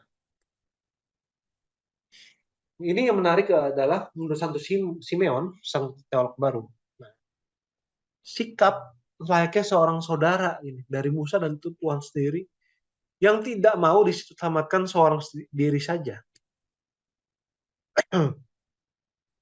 Musa ini terikat dengan dalam kasih oleh Roh Kudus kepada bangsanya. Sehingga ia pun nggak mau masuk dalam kerajaan surga kalau misalkan itu berarti dia terpisah dari bangsa. Nah, lalu gimana Tuhan?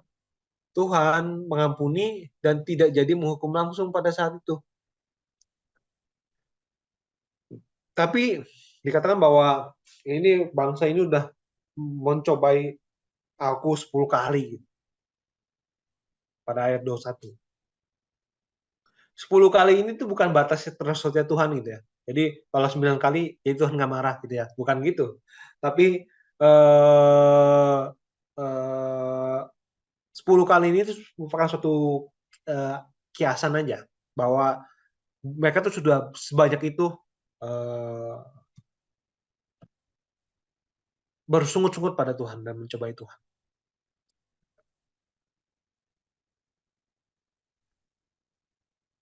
Jadi ya bisa aja ternyata apa sih istilahnya mah lebih dari 10 gitu ya, atau mungkin kurang dari 10 tapi banyak gitu. Ya memang tidak ada patokannya mesti 10 gitu istilahnya. Nah, semua orang yang berumur 20 tahun lebih yang telah melihat tanda-tanda dari Allah tapi masih bersungut-sungut gitu ya, dan mencobai Tuhan tidak dapat masuk ke dalam tanah Kanaan. Nah, ketika kita dibilang semua orang, tentu tidak merujuk pada literal semuanya, tapi maksudnya sebagian besar. Apakah semua orang itu tuh nggak setuju akan kita pulang ke Mesir aja gitu ya? Meskipun tidak disebutkan di Alkitab, saya rasa gitu ya. Saya rasa mah tidak ini, tidak semuanya ya seperti itu gitu. Nah, lalu mengenai Kaleb gitu ya. Tetapi hambaku Kaleb karena lain jiwa yang ada padanya dan ia mengikut aku sepenuhnya, ia akan kubawa masuk ke negeri yang telah dimasukinya itu. Jiwa yang seperti apa? Jiwa yang taat dan berani mengikuti Tuhan sebagai petunjuknya dan memenuhi semua keinginannya. Berani ya gitu gimana? Berani maju karena dia mengandalkan Tuhan. Dan Kaleb ini bisa taat berani memenuhi semua keinginan Tuhan bukan karena apa ya dia sendiri gitu. Tapi semuanya itu karena kasih karunia. Tapi dia taat. Ya, kita dikasih kehendak bebas. Gitu. Kita tuh bisa memilih untuk taat maupun tidak taat gitu. Karena ketaatannya Kaleb, maka dia mendapat hadiah. 2000 tahun yang lalu juga ada seorang perawan. Ya. Dia mengatakan iya akan rencana Allah. Dan karena itu muncullah juru selamat. Tentu udah tahu ya perawan itu ya Bunda Maria gitu ya. Tapi ya itu semua tuh memang karena kasih karunia, tapi masalah kita akan jalani dan semacamnya itu tuh masalah mau ataupun tidak maunya itu loh, Bapak Ibu teman-teman. Pertanyaannya apakah kita mau untuk melaksanakan karya Allah dalam hidup kita.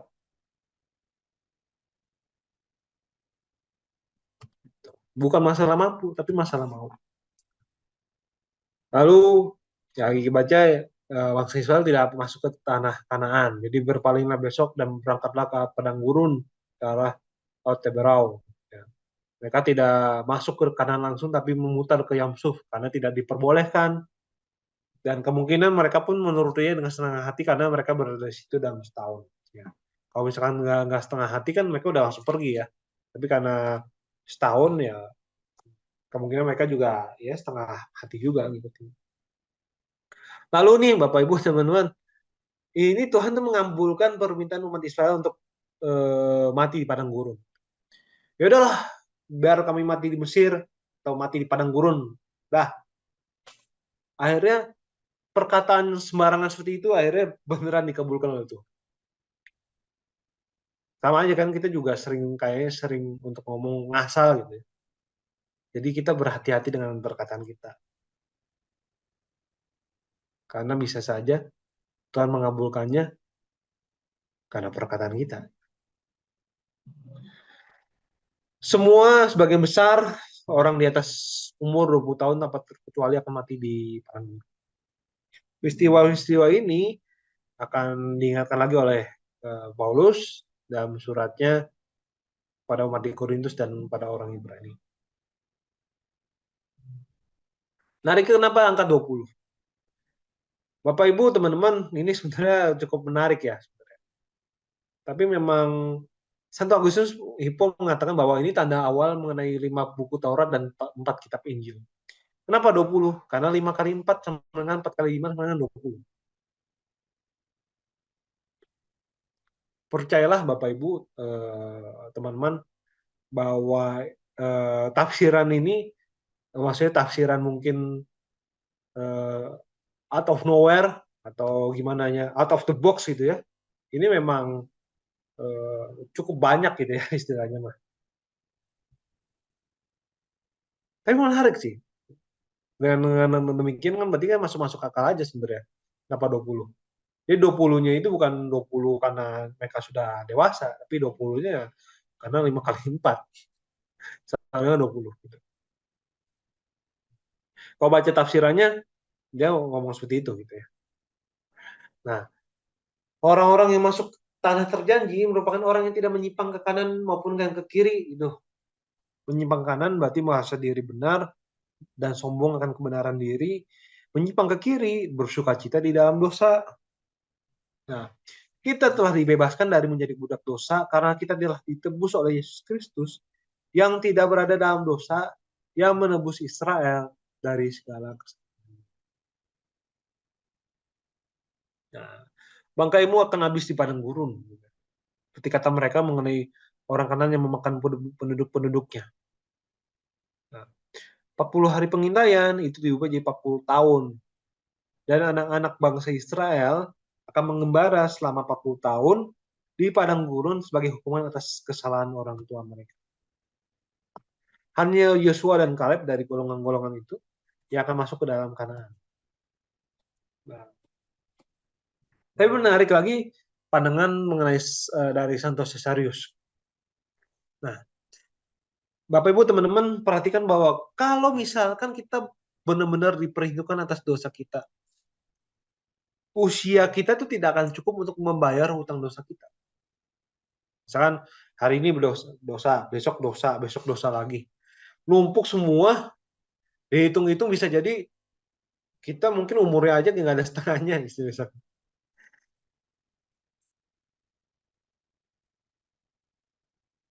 Apakah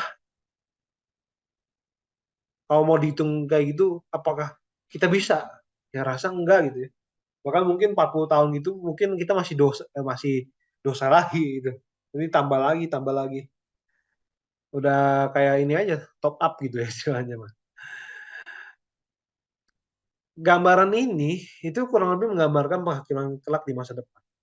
Dosa kita akan dihitung kecuali kalau kita punya pekerjaan baik maupun keadaan buruk yang dialami oleh orang itu. Sama seperti Abraham memperhitungkan Lazarus. Tapi Bapak Ibu, teman-teman, tidak ada orang yang bisa menghitung hal demikian karena kecuali Dia yang akan menghakimi semuanya. Pada akhirnya juga saya rasa juga kita 15 menit selesai ini juga atau 10 menit, 15 menit selesai ini juga udah langsung dosa gitu ya. Misalkan gitu. Tapi apakah Tuhan memperhitungkan kita demikian? Apakah kita bisa bilang bahwa kita tidak berdosa? Itu dosanya kecil. Ada yang tahu ya? Wallahu alam. Yang tahu hanya Tuhan saja.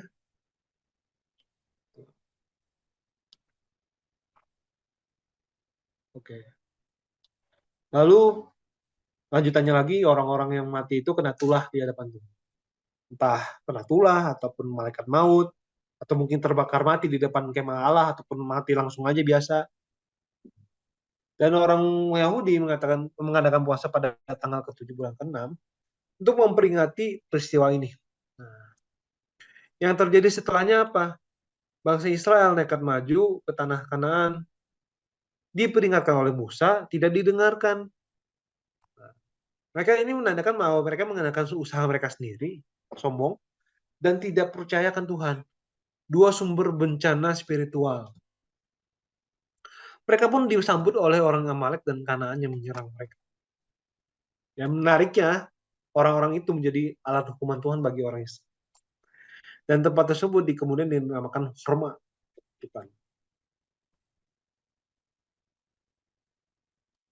Lalu sebagai penutup, kesimpulannya adalah Tuhan tidak pernah merancangkan kecelakaan atas manusia.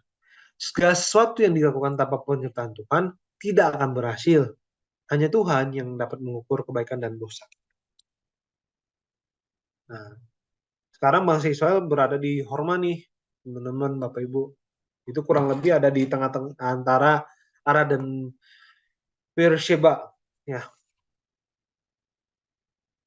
Nah, review sedikit, ada 12 pengintai, itu yang mengajarkan kita bahwa Yesus dan Yosua merujuk pada nama yang sama. Kesetiaan Tuhan pada umat Israel tidak menjamin membawa kesetiaan bagi sebuah orang utusan. Sudut pandang manusia berbeda dengan sudut pandang Tuhan. Lalu dalam pemberontakan umat Israel dan kemarahan Allah, Tuhan tidak pernah merancangkan kecelakaan atas manusia. Segala sesuatu yang dilakukan tanpa penyertaan Tuhan tidak akan berhasil, dan hanya Tuhan yang dapat mengukur ukuran kebaikan dan dosa. Baik, saya kembalikan lagi kepada Leo sebagai.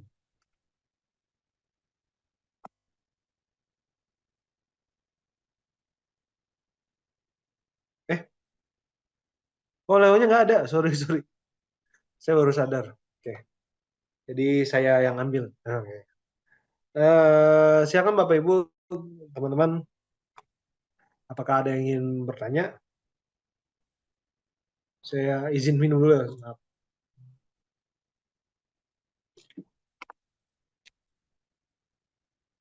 Baik, Bapak Ibu, teman-teman ada yang mau bertanya?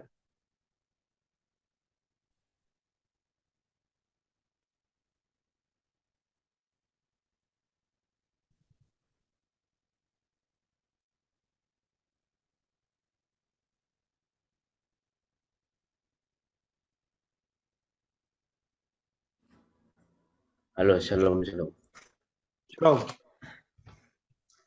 Maaf ini baru muncul ya. Ya, Bapak Petrus. Silakan. Mungkin sedikit sharing ya, karena kebetulan kisahnya pas ada di sini. Ada satu tokoh yang sangat menarik sebenarnya dalam bilangan 13, khususnya bilangan 13 ini ya. Satu tokoh yang sangat menarik yaitu adalah Kaleb. Kalau kita baca itu ada di bilangan 13 ayat yang ke-6 ya. Dari suku Yehuda itu Kaleb bin Yefune. Nah, kenapa saya bilang tokoh ini sangat menarik? Begitu ya. Pertama karena dia memimpin suku Yehuda. Begitu yang kita tahu, Yehuda itu sangat spesial nanti kita baca terus Alkitab ya. Yang kedua, arti nama Kaleb itu apa? Teman-teman kok cari berdasarkan Jewish Encyclopedia, ya, The Jewish Encyclopedia, arti kata Kaleb atau Kaleb itu artinya adalah anjing. Jadi Kaleb itu adalah anjing, gitu. Jadi si Kaleb ini atau si anjing ini memimpin suku Yehuda. Nah, pertanyaannya kenapa dia disebut sebagai anjing di sini ya? Kaleb, anjing. Nanti kalau kita cari lagi teman-teman, Kaleb ini siapa? Nanti kalau kita baca dalam Bilangan 32, sedikit kita loncat ya. Bilangan 32 ayat 12 itu disebut di sini. Kaleb bin Yefune, orang Kenas. Nah, menarik. Dia ternyata bukan Kaleb bin Yefune suku Yehuda. Tapi jelas di sini katakan Bilangan 32 ayat 12, Kaleb bin Yefune, orang Kenas. Sedangkan Yosua disebut hanya Yosua bin Nun. Artinya Yosua asli orang Israel. Yosua asli suku Israel. Sedangkan Kaleb bin Yefune disebut sebagai orang Kenas. Kalau kita baca lagi, cari lagi siapa sih orang Kenas ini, kita bisa baca di Kejadian 36, teman-teman. Kejadian 36, ayat yang ke-15. Kejadian 36, ayat yang ke-15. Orang Kenas ini itu adalah salah satu dari keturunan Edom. Salah satu dari keturunan Bani Esau. Ya kan? Keturunan Elifas, anak sulung Esau. Ada kaum Teman, kaum Omar, kaum Zefo, dan kaum Kenas. Jadi sebenarnya Kaleb bin Yefune ini orang keturunan Esau sebenarnya. Jadi dia bukan asli orang Israel. Bukan keturunan bangsa Israel sebenarnya. Tapi dia keturunan Esau karena orang Kenas. Nah, si Kaleb ini gitu ya, si anjing ini gitu ya. Tapi dia sebagai orang asing, sebagai seorang keturunan Esau, di sini dia dipercayakan untuk memimpin, mewakili suku Yehuda untuk mengintai tanah Kanaan. Oh, ini menarik sekali. Bayangin kalau kita jadi Kaleb gitu ya, setiap harinya dipanggil Kaleb, Kaleb, Kaleb gitu ya. Anjing, anjing, anjing itu tiap hari dipanggil begitu. Kita punya anak nggak mau kita kasih nama anjing kan? Zaman sekarang nama anak keren-keren, bagus-bagus. Kita Gabriela gitu ya. Sekalipun mungkin bukan orang Kristen gitu, tapi ada namanya Gabriela. Saya sering temukan zaman sekarang seperti itu. Saya pun mungkin bukan orang Kristen tapi namanya Robert gitu ya. Keren-keren zaman sekarang gitu kan. Robert, Stephen, wah nggak ada orang mau kasih nama anjing. Saya rasa dari zaman dulu juga nggak ada. Tapi si Kaleb ini bayangin dia selalu dipanggil Kaleb, Kaleb, Kaleb gitu ya di tengah bangsa Israel gitu ya. Selalu dipanggil anjing, anjing, anjing, anjing gitu ya. Karena memang dia bangsa asing sebenarnya. Dia orang asing, bukan orang Israel. Tapi dia malah dipercaya memimpin, mewakili suku Yehuda untuk mengintai. Tapi menariknya si anjing ini ternyata apa? Ternyata dialah menjadi salah satu, ya kan, di samping Yosua yang memiliki iman untuk dapat menaklukkan tanah Kanaan saat itu juga. Maka dia juga dapat penghargaan, dapat hadiah dari Tuhan untuk dapat menikmati tanah Kanaan bersama dengan Yosua. Oh, luar biasa. Si anjing ini bisa menikmati janji Tuhan. Begitu ya. Kenapa? Karena dia imannya itu berjalan bersama-sama dengan Yosua. Tadi Leo sudah sampaikan kata Yosua itu adalah bahasa asli dari Yesus itu sendiri. Yesus itu kan Yosua, sama. Gitu. Maka apa yang bisa kita dapat dari sini? Sekalipun mungkin kita kotor gitu ya, seperti anjing, gitu ya. Tapi kalau iman kita berjalan bersama-sama seperti bersama dengan Yesus, kita bisa terima janji Tuhan. Seperti Kaleb tadi, si anjing ini, yang imannya bersama dengan Yosua, dia bisa terima tanah perjanjian seperti bangsa Israel. Paling sedikit sharing saja. Terima kasih.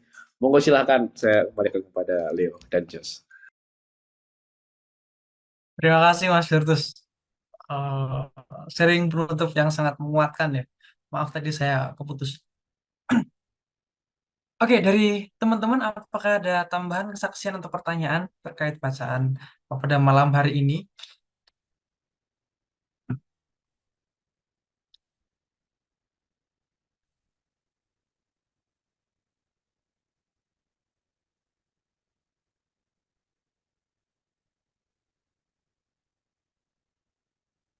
Nah, di PD pernah dibawakan nih tentang Kaleb. Masih ingat banget Kaleb itu terjemahannya anjing karena dia orang asing. Silahkan, Ibu Bapak, teman-teman. Kita masih punya 15 menit untuk sharing.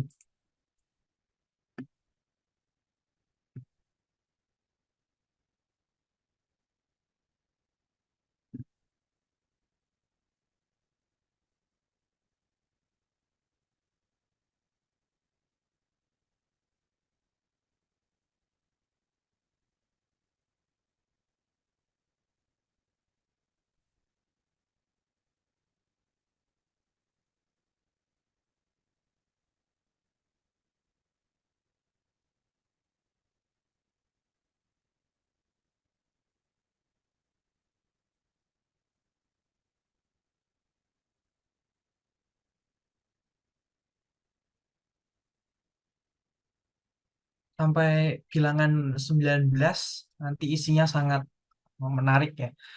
Bab 15 itu akan bicara tentang aturan-aturan, kemudian bab 16 nanti ada suatu pemberontakan, dan mereka pun yang memberontak akan diganjar juga dengan kematian.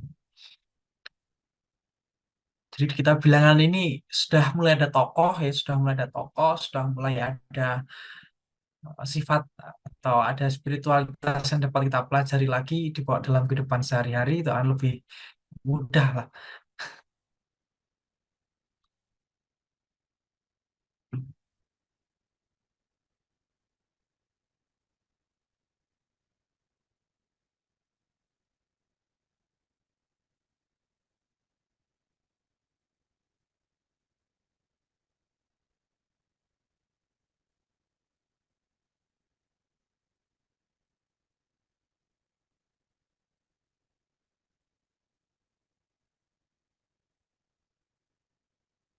Oke, teman-teman, kalau tidak ada tambahan sharing, kesaksian, ataupun pertanyaan, mari kita tutup pertemuan Jazz pada malam hari ini.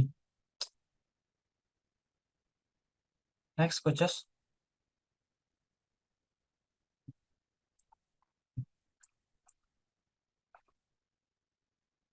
Ini kontak kami, YouTube rekaman Jazz Hope, House of Praise Bandung. Ada YouTube kami juga, Instagram house.of.praise. Pengumuman setiap Selasa pukul 19, kita ada persekutuan doa offline di Jalan Maulana Yusuf nomor 5, Kota Bandung. Dan Jazz berikutnya tanggal 28 Maret 2024. Ini bertepatan dengan Kamis Putih. Mungkin akan digeser ya di tanggal 4 April semestinya. 28 Maret itu pas dengan Kamis Putih, 29 Jumat Agung, 31 Paskah. Ini tidak lama lagi Paskah. Jadi semestinya kita akan bertemu 3 minggu lagi ya di 4 April.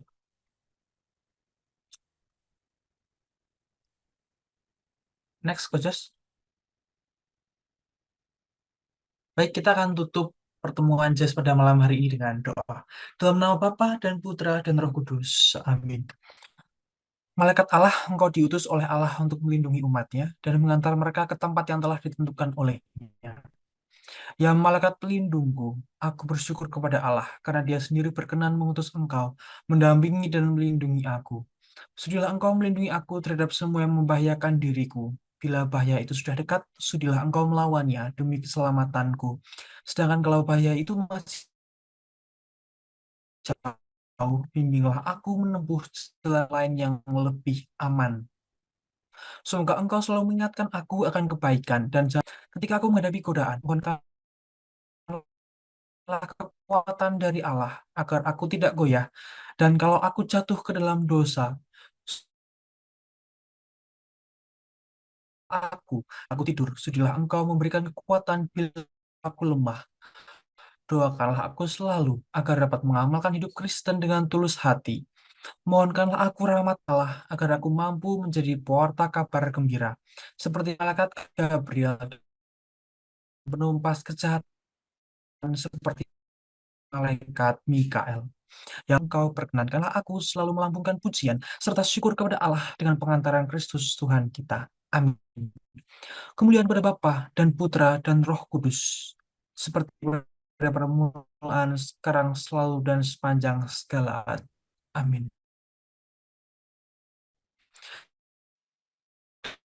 Dalam nama Bapa dan Putra dan Roh Kudus sekali.